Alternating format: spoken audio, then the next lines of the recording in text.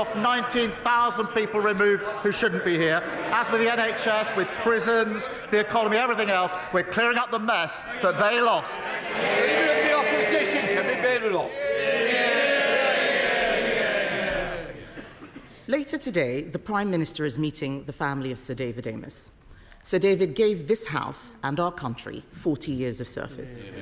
I hope the Prime Minister will agree that getting the response to his murder right is vital, not just to his family, but to our democracy. Mr. Speaker, every week I speak to businesses who are letting go of staff or closing. Has the Prime Minister been given an estimate of how many people will lose their jobs because of his budget? Prime Minister.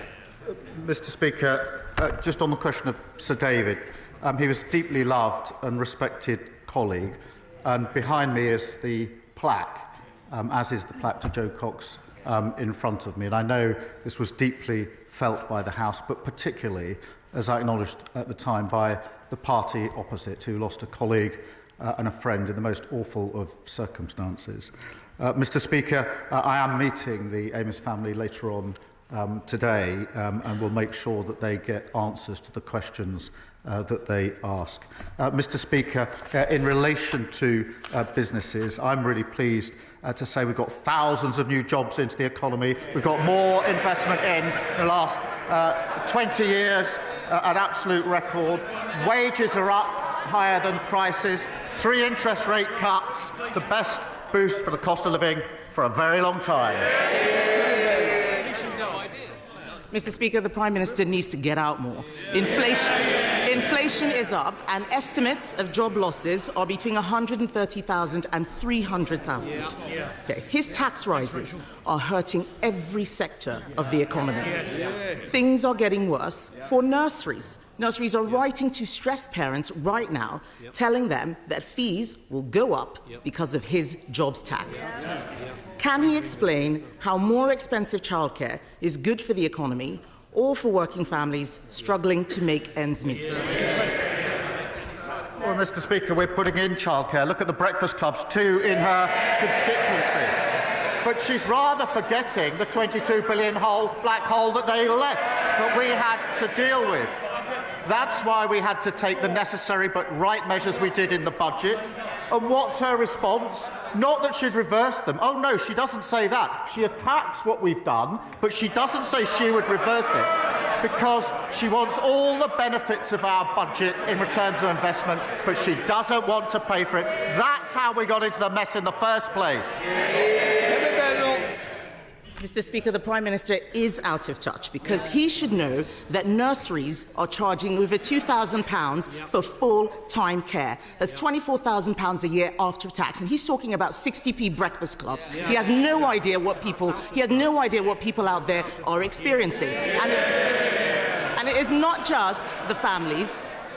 Even councils must pay his jobs tax. To cope with it, the average council tax bill is increasing by over £100 in April, after he promised to freeze it.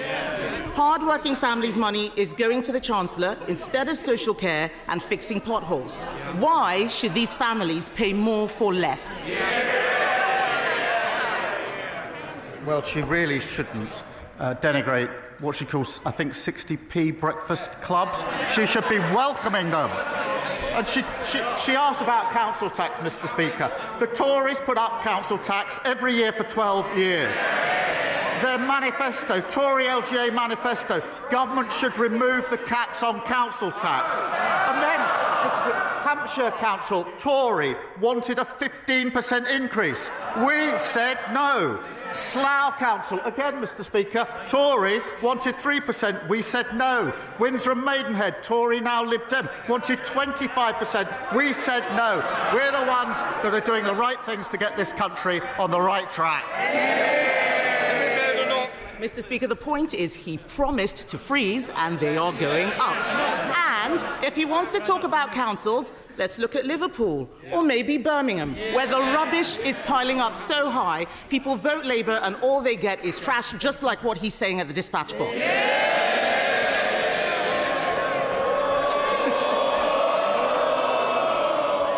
People all over the country are suffering, not just in Birmingham, Millions of elderly people have had their winter fuel payments snatched away. At the same time, care home fees are set to go up by a devastating £3,000 because of his jobs tax. How does he expect pensioners on a fixed income to make ends meet? Mr. Speaker, this is why it's so important that wages are up higher than prices. That's why it's so important that the interest rates are coming down. This is the biggest boost for the cost of living for a very, very long time. What we're doing is picking up and fixing the mess that they left. Kemi Badenoch. Mr. Speaker, the Prime Minister is not looking at what is happening out there. Every day I speak to businesses who are telling us that they think that they are going bust. And as if businesses and families didn't have enough to worry about, supermarkets say food prices will increase by over 4% because of the jobs tax. And that's before we get to the immoral family farms tax on the very farmers who work so hard to produce our food. What does the Prime Minister have against farmers anyway? Does he not see that his budget is killing farming in this country and he is making life so much harder for everyone else? Mr. Speaker, the budget provided £5 billion for farming over the next 2 years. That is a record amount. We've set out the roadmap for farming, which has been welcomed by farmers. And many thousands of farms have benefited from the farming schemes. But she talks about prices. Wages are going up higher than prices. That's the first in a long time that's happened. So for families across the country, they're better off under Labour. He's got no answers today. What the farmers are complaining about is the sustainable farming incentive, which he has just scrapped or withdrawn. They are making mistakes with this budget. And that's why in 2 weeks, the Chancellor will come to this House to present an emergency budget the Prime Minister said we would not need. They will try and make out it's because of global events, but the truth is they trash the economy with their bad choices.